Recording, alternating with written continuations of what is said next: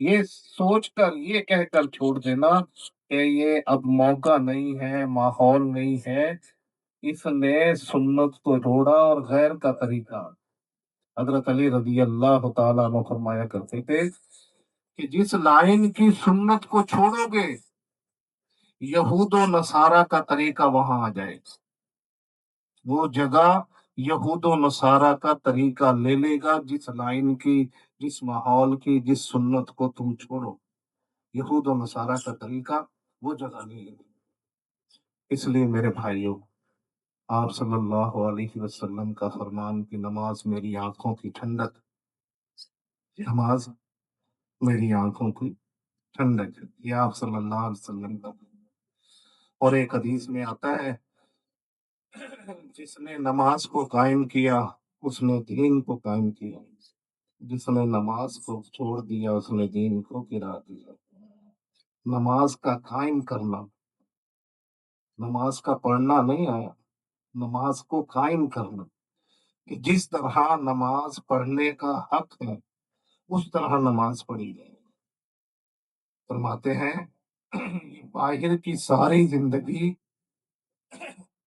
نماز کے بننے پر موقوف ہے،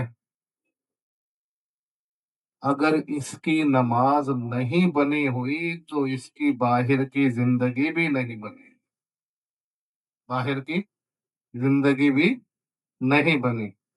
جو نماز میں اپنے اعضاء کو قابو نہیں کر سکتا، پابند نہیں کر سکتا، وہ باہر کی زندگی میں کیسے کرے؟ حضرت مولانا الیاس رحمہ اللہ تعالیٰ کا دور ہے یا مولانا یوسف رحمہ اللہ تعالیٰ، ایک شخص پلیٹ میں کچھ سالن لے کے جا رہا اور ان سے وہ سالن گر گیا، تو حضرت نے فرمایا نماز میں دھیان دو، نماز میں دھیان دو، یعنی ہماری نماز میں دھیان نہیں ہے، اس لیے باہر کی زندگی میں غلطیاں ہو رہی ہیں، باہر کی زندگی میں غلطیاں ہو رہی ہیں۔ نماز میں مولانا عباد اللہ صاحب فرما رہے تھے کہ دو چیزوں کو جو ہے نا، دو چیزوں کو نماز میں لازمی جو ہے نا پکڑو، اس کی احتیاط کرو۔ ایک کیا؟ نظر کی، نظر کی، کہ قیام میں ہم نے نظر کہاں رکھنی ہے، رکوع میں کہاں ہے، سجدے میں کہاں ہے، جلسے میں کہاں ہے، اس کو خشوع پیدا کرنی ہے۔ اور دوسرا اپنے ان ہاتھوں کی حرکت، اپنے ان ہاتھوں کی حرکت پر قابو رکھو۔ ہم پتہ نہیں کتنی مرتبہ جو ہے نا ہاتھوں کو جو چھیڑتے ہیں، ہاتھوں کا یہ خشوع پیدا کرتا ہے۔ اور نماز پر محنت کرنی ہے، اس کو بنانا ہے، بنانا ہے۔ ہمارے مولوی صاحب تھے، وہ فرمایا کرتے تھے رکوع اور سجدے کی تسبیحات کو تسلی کے ساتھ اور زیادہ پڑھو، زیادہ پڑھو۔ نوافل میں اس کی مشق کرو، نماز کو بنانے کی مشق۔ اور نماز جاندار ہوگی تو زندگی شاندار ہوگی، نماز نہیں بنی ہوگی تو زندگی بگڑی ہوئی ہوگی، بگڑی ہوئی۔ اور اس میں نماز ہماری اچھی بن جائے اس کے لیے مشق ہے، مشق کرنی۔ پہلے تو بڑی جماعتوں میں نکل کر ماشاءاللہ مشق ہوتی تھی، اب بس اللہ حفاظت فرمائے، اس لیے اس کی مشق کرنی کہ اپنی نمازوں میں دھیان دیں اور علم والی زندگی گزاریں، جاہلانہ نہ ہو، علم والی زندگی۔ علماء کرام سے پوچھیں، آپ صلی اللہ علیہ وسلم کی ساری زندگی علماء کرام کے پاس کتابوں میں محفوظ ہے، کوئی موقع، کوئی ایسی لائن نہیں ہے جس میں آپ صلی اللہ علیہ وسلم کا طریقہ محفوظ نہ ہو۔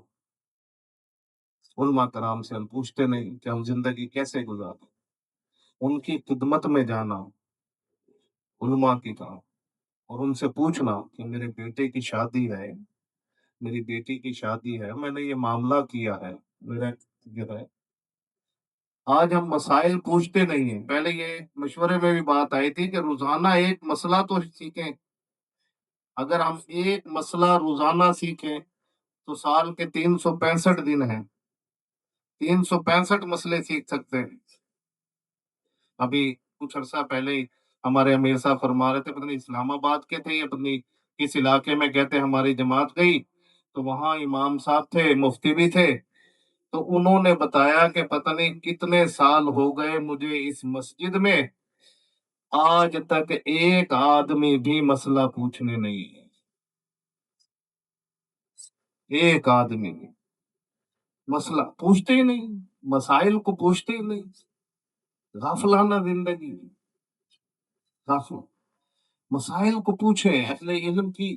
اللہ اکبر، یہ باطل کی ایک چال یہ بھی ہے کہ ان کو علماء کی مجالس سے دور رکھا جائے، اہل علم سے دور کیا جائے تاکہ یہ علم والی روشنی میں زندگی گزاریں، اور اس سے بڑھ کر یہ کہ علماء کی بغض، علماء سے عداوت ان کے دلوں میں بن،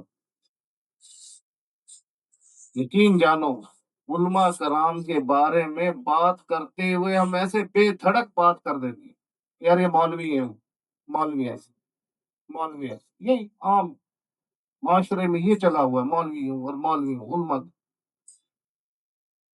ایسے جناب ہے، یہ تبلیغ والے ہوں، یہ علماء ہے، علماء سے بکس، علماء سے دوری، اور پھر ہماری زندگیاں کیسی جاہلانہ گزر علماء سے۔ حسن بصری رحمہ اللہ تعالی کا قول ہے، اگر علماء کرام نہ ہوتے تو یہ لوگ ڈھور ڈھنگروں جیسی یعنی جانوروں جیسی زندگی گزارتے، جانوروں جیسی، سنت سے ہٹ کر زندگی تو جانوروں کی۔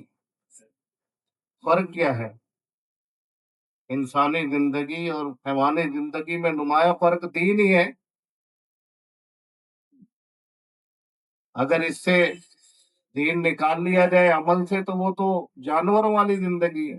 ایک انسان پوچھا، صحابہ کرام نے سوال اٹھایا، آپ نے فرمایا اپنی بیوی سے صحبت کرنا بھی ثواب ہے کہ یا رسول اللہ، اپنی بیوی سے وہ تو خواہش ہے، اپنی ضرورت ہے، اس کو پوری کرنا اس سے ثواب کیسے؟ کہا کہ اگر یہ بیوی سے اپنی خواہش اور اپنی ضرورت کو پورا نہ کرتا، کہیں اور کرتا تو وہ گناہ نہ تھا، وہ گناہ نہ تھا۔ انسانی زندگی اور حیوانی زندگی میں نمایاں فرق دین ہے، اس لیے اپنی زندگی کو علماء سے پوچھ کر گزارے ہر معاملے میں۔